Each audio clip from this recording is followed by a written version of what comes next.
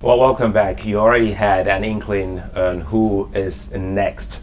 At least Senator Adefuye gave all that out. Now, joining me is Fela Durotoye. He's a presidential candidate for Alliance for New Nigeria. Good to have you. Hi, Sulaiman. I'm it's so great excited to see you. Happy New Year. Happy New Year. Very excited. First, let's start by saying, there was a time I went on and I said, I've been trying to look for you. Yeah. And people, there was another time people went on Twitter and they said, hey, why haven't you invited him? I invited him. Perhaps you should let him in on what's been happening to your schedule and why it took us this time for you to be on the show. Well, it's thank you first of all, and thank you for having me now. Thank you for reaching out when you did. Unfortunately, as you know, I couldn't be on the show at that time because we had a really packed out schedule trying to do what you would call a nationwide tour. You actually went round. Oh yeah, I mean we've been to 28 states now across Nigeria, having town hall meetings across this country. Been to Edo States? Yeah, yes, of course. I was going to hold you.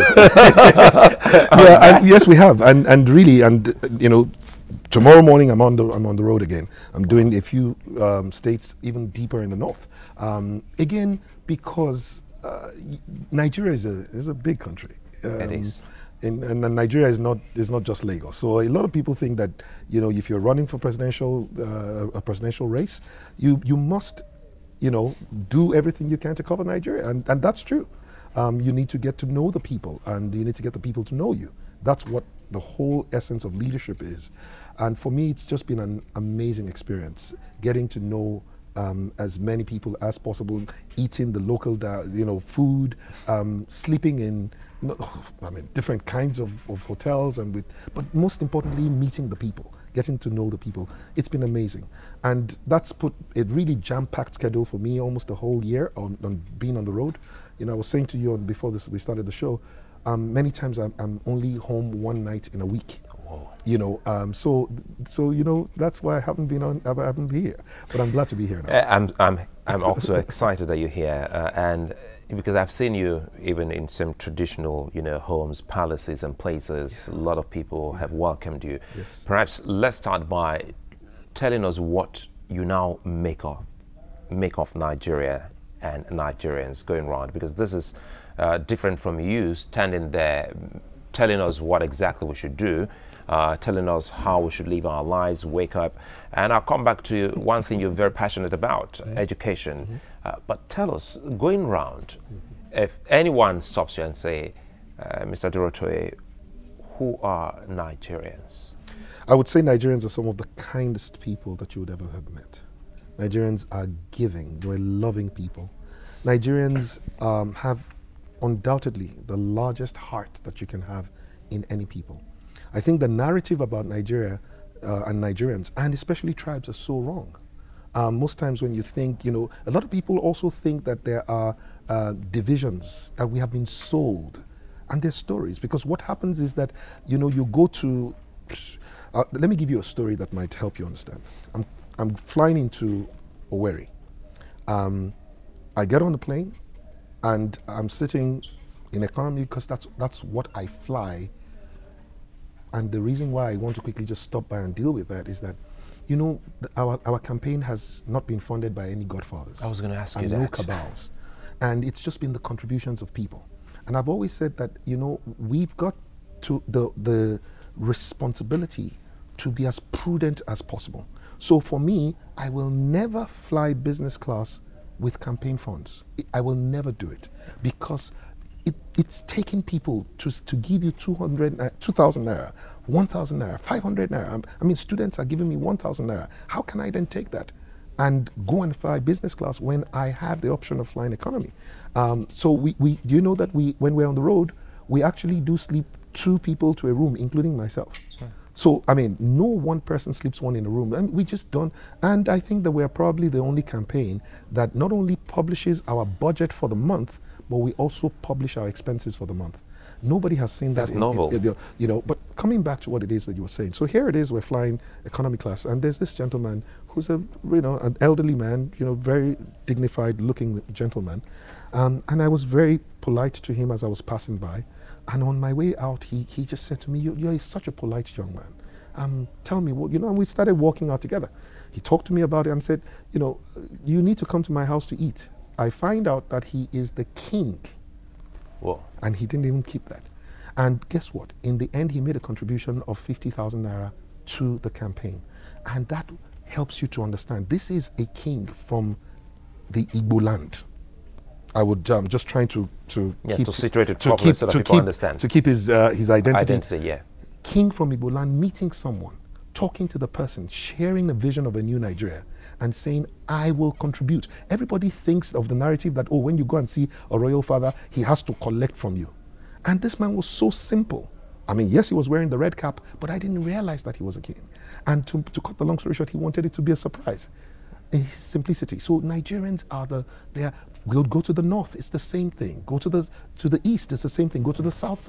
People are loving. And one other thing, people are suffering. Sulaiman, the suffering that most people have in Nigeria, they think is located only in their own area. So you hear every one place where you go, everybody talks about how marginalized they are, how badly the government has treated them. But it's actually all through. So the same way they're suffering in the east is the same way they're suffering in the north, is the same way they're suffering is in the southwest. So it's one of those things that I found out that we have common pains, we have common aspirations for a great nation. Every Nigerian wants to live well and just feed their families. And so my point is, Nigerians are pretty much the same. Alliance for New Nigeria, because we're trying to see the newness that you bring into our country, Nigeria. And I said I was going to ask you something about education, because it irks me to realize that a lot of people, mouth it, they say it, and they come into office and maybe they leave the people or they leave the sector worse than they actually met it. Mm-hmm. So what are those plans that you have, knowing full well that you were also pained when you saw the results of students then, that pushed you to write a book to help these people? Yes. So what do you have for them should you be elected president? Okay, so just if you don't mind, just before I talk about that, I want to talk on something that you touched on, which is, a lot of times when you see politicians, they come and they make you promises, and those promises many times they don't fulfill, in part because they don't really have those promises in their hearts, and number two, because they don't have the capacity to deliver on those things. So I always say to people, don't listen to a politician's promise. Go back and research the politician's history and see if he's done anything in that area, and whatever he's done will help you to have an idea of what he can do. Now, in my instance, like you said, I wrote a book called 17 Secrets of High-Flying Students in 2005 or 2006, right? In 2005, there had been this, the NECO results had been published. 84% of students who sat for NECO failed. Out of 1,013,000 students that sat for NECO, 864,000 of them failed, did not pass. And I felt heartbroken. I wrote a book that has changed the lives of students, but that's not all. In 2009, I also mobilized 75 teachers to train students from 94 schools, an after-school program in 2009, and we did it free of charge.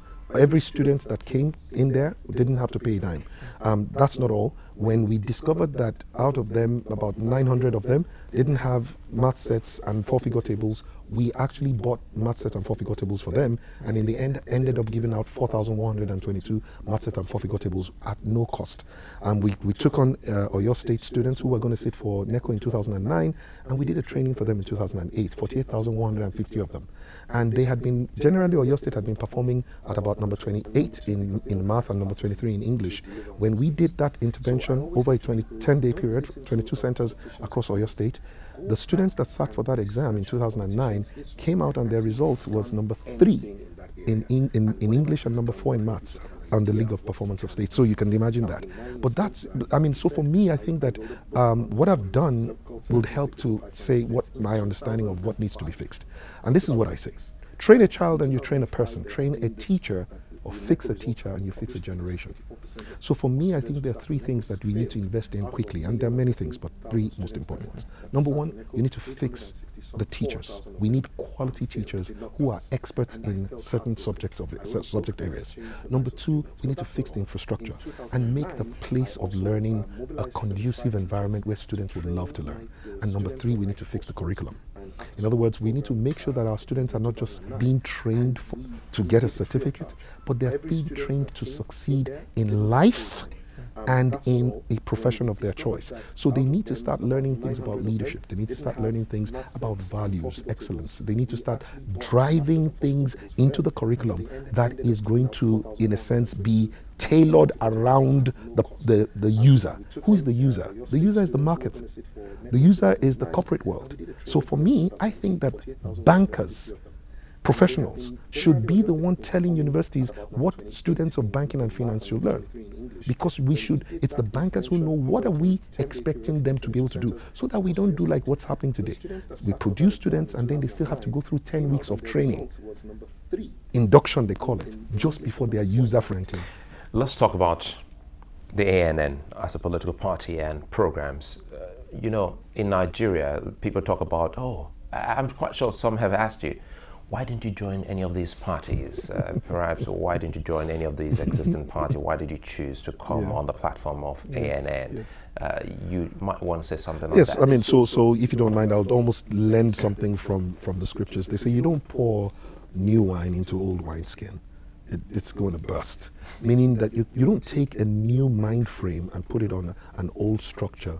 The structure will either crush it, as we have seen happen to many visionaries that went on the existing political platforms, and they literally have become people that the people are abusing and saying, look at this person, how could we have seen this? And we've seen it. We're still seeing some people like that everybody had high hopes for, but they're on a political platform that is defective in values and defective in culture. And so because of that, they have turned and literally maligned these people. And today we're looking at them, and so we see that a lot of times. What I believe very strongly is that we need new people with new thinking on new structures. And that's exactly what it is that we're doing. And I believe that the current structures, APC, PDP especially, if you look at it, they are two sides of the same coin. In fact, I call it two sides of the same bad coin. Their values are the same. You use money to buy votes, to stay in power, and then, rather than let your performance speak for you, you have to campaign so much again for re-election because you really have nothing else to be able to show that this is the thing that we did. And then they want to make you think that they are the only two options. So it's who is the better of the two options. No, there is no, if you talk about lesser of two evils, evil is evil. Not when you even have options. So I keep saying, throw away the coin.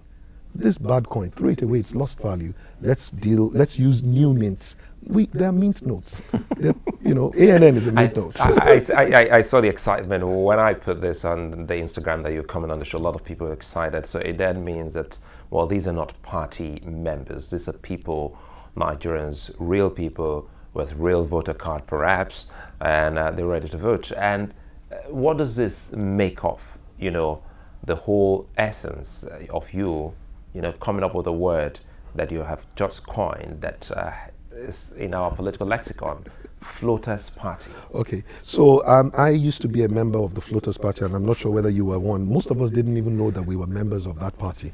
And who are the members of the Floaters Party? People who have, the ability to vote. They're old enough to vote. They have what it takes to vote. Sometimes they have voters cards, sometimes they don't. But they do not get involved in the voting process. Most of them will watch elections on TVC, sitting down in their homes, and then to a larger. So everybody who does not vote, who's old enough to vote, is a member of the Floaters Party. It's very interesting that the Floaters Party is actually the largest party in Nigeria. Oh yes. So if you look at, I'll give you an example. I'll give you statistics. 2015, 96 million people were above the age of 18. And even with vote buying, vote rigging, ballot snatching and filling, underage voting, manipulation of results, and actual voters, the total number that APC and PDP were able to amass in votes, not voters, was 28 million votes. Even if we assume, Suleiman, that for the sake of this conversation, that every vote belonged to a voter, then that means 28 million voters was the largest that they were able to put together. That means that you still have 68 million people who did not vote APC or PDP. Now, out of those 68 million, 40 million of them had voters' cards. and another 28 million didn't even bother to go and So get what it. are So all you of those doing? guys are Because I like the statistics that even INEC has helped us to actually Yes. better situate what you have just analyzed now. Yes. What are you doing to get that Floaters Party? Because you decamped, you left Floaters Party. I left Floaters Party to come And to perhaps I ANN. also left Floaters Party. I hope everybody's going to leave. I hope we all decamp from Floaters Party this year And participate. And participate. That's really what the whole thing is. So what are you doing to really, honestly, get these people out? Oh no, and this is what it is. That's why I went all round, you know, and my entire run on this journey has been about getting Nigerians to get involved.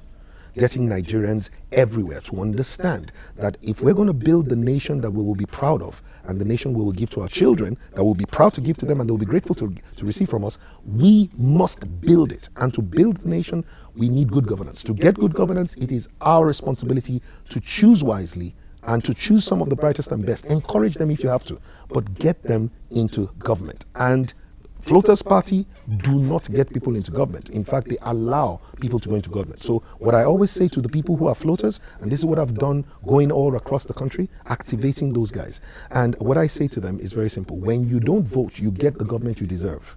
But when you do vote, you may get the government you desire. So the chances of you getting a better government is higher when you vote. Let me also say that Floaters Party are the largest constituency of what I would call the collaboration of riggers. So every time you don't vote, you are making rigging easier. Because every time you don't show up, the chances that somebody can use your voter's card to be able to vote and that whole rigging process. So just know that if you decide to stay at home, you deserve the government you will get and probably maybe the suffering that you would have for the next few years. So I want everybody to decamp from Floaters Party. And you don't even have to join any other party, but I wish you would join ANN. But if you will, most importantly, cast your vote. Let's stop this thing that says, oh, I'm not going to vote because I don't know the people. Do your research. It is your responsibility. We are the most empowered generation in mankind that have walked the face of Nigeria. We've got the power of technology and communication. Use Google. Find out about people. It is your responsibility. You owe it to your children to get the best leaders. And they may not come from the two established parties. If they could, the two established parties would have given you the nation that you'll be proud to give to your children. So the question is always, are you happy? If the answer, are you happy with the way Nigeria is now? If the answer is yes, you must vote for the people who gave you this Nigeria. But if you're not happy with the answer, with the way Nigeria is now, you have a responsibility to find and make a difference by voting differently. Are you looking to cash in on some of the bickerings in some of these, let's use your word, established political parties? For instance, in Ogun State, we've seen what has happened in Ogun State. And by the way, your governorship candidate in Ogun State, tell us about Demola Ogunbajo. Yeah. Oh, Demola Ogunbajo is an absolutely brilliant young man. He's in his early 40s. He went to like people in their 40s. Oh yes, no, but people in their 40s have always been the ones that first made the greatest difference. Think about it. Sorry about that. Okay. I think when you get to your 40s, you can say that. Remember that Tafawa Balewa was 48 years old when he stood on the podium on Saturday, the 1st of October, and delivered the independence speech. Remember that, in fact, Colonel Yakubu Gowon was 31 years old. Major General Olusegun Obasanjo was 38 years old. But isn't it amazing? And then Mr. Major General Buhari was 41 years old. Yeah, no one has actually given that group of Nigerians a chance, and it's amazing that those who actually had that moment are the ones also sort of depriving the young Nigerians in their 30s and their 40s. Absolutely, and you're so right, Sulaiman. What I would say is that Nigeria gave the young people a chance. And then some of those young people got in there and for whatever the reason realized that, oh, this is power. They didn't use it to lead and serve the people. They used it to rule over the people. And once they ruled over the people, they started to suppress them. And one of the things that comes when you rule over people is you don't believe in them. And more importantly, you suppress their potential to be able to become great. And so that's what happened. Many of these guys now have stayed in there and they did not mentor people. And the ones that they mentored, when they look at them, they say, man, I know I stole, but this guy's going to steal more. I can't leave this kind of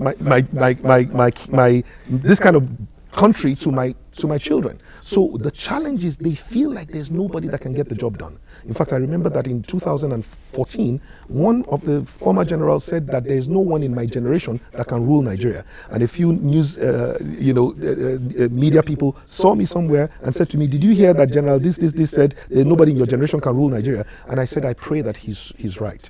Everybody was shocked. Said, what, Fela, what do you mean? I said, I pray that no one in my generation will be able to rule Nigeria, because Nigeria has been ruled for, at that time, 54 years, and it has not fulfilled its potential. I said Nigeria needs to be led and not ruled, and there are many leaders, including Demola Ogunbanjo, young people, bright, who have a heart for the nation, who have a love for the people, who will respect the law and not trample over the law, people who have delivered and done excellently well in their career and their vocations. And if they can do it outside the governing space, they can do it in governing space, because it's no different. It's not political experience we need, Sulaiman. Political experience has done nothing for us except put potholes in our road, knock out light from our bulbs and give us generators, knock out water from our taps and give us boreholes. That's what political experience has done. Political experience has weakened our economy, weakened our currency, turned bright people into jobless human beings. Political experience has brought down our nation. That's why we have a nation that we're not proud of today. It is leadership experience we need. Let me see if I can actually knock your door before I go. How is Madam taking this? Travels, trips, night meetings? She's been the most amazing support and cheerleader that I can ever imagine. And I pray that every candidate has the kind of person, has my wife, that your wife is pretty much like that. She's just been amazing. She's been hands-on. She's been encouraging. She's looked at me on the days that things didn't go right, and when she's seen me when my head was down and helped me to lift it up. She's seen me when my head is almost getting big, and she says to me, cool down. But she's just been there. She's held fort. She's held the home. And my kids have done exceptionally well. A few days ago, my children went to thank her, over these holidays, to say, Mommy, thank you for all that you've done to support Daddy on this journey. She's been an absolute blessing, and I pray God bless her. I pray that Nigeria gets to experience her as a First Lady. It will be my best gift to Nigeria, apart from giving Nigeria a better quality of life, a better standard of living, giving Nigerians good roads without potholes, light that is not blinking, security, and all of those wonderful things that we plan to do. I pray that literally Nigerians get to experience Tara as First Lady. I usually don't say amen to people on my show, but I say amen to all of that, and amen to the prayers from your children to your wife. Best wishes, Fela Durotoye, on the program. Thank you. Great. Well, it's a wrap on the show, Political Stew, and we do hope that we'll be having him back on the show just before February 16, which is D-Day for all of them. From all of us here, it's good night.